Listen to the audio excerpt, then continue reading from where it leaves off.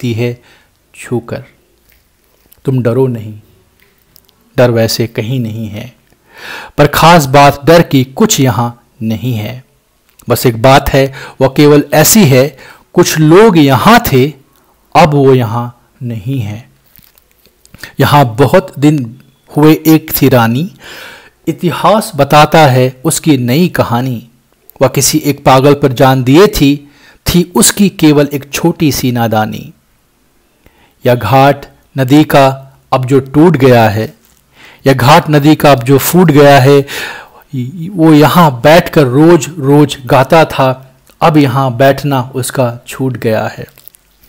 शाम हुए रानी खिड़की पर आती थी, पागल के गीतों को वह दोहराती। तब पागल आता और बजाता बंसी, रानी उसकी बंसी पर छुप कर गाती। किसी दिन राजा ने यह देखा और खिंच गई उसके हृदय पे एक दुख की रेखा।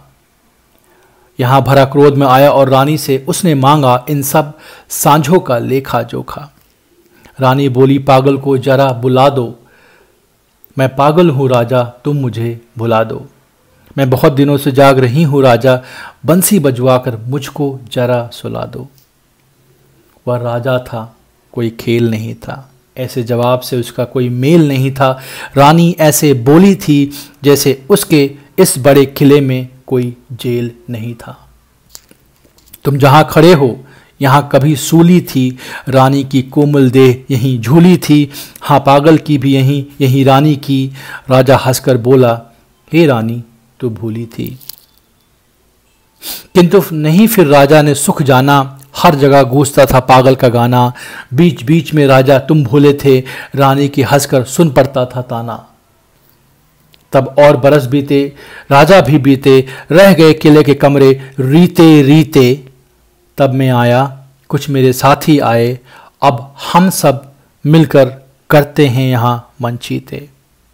पर कभी कभी जब वो पागल आ जाता है, लाता है रानी को या गा जाता है, तब मेरे उल्लू, सांप और गिरगिट पे एक अनजान सा सख्त सा अंधेरा छा जाता है। मैं सन्नाटा हूँ फिर भी बोल रहा हूँ। जय हिंद, जय भारत।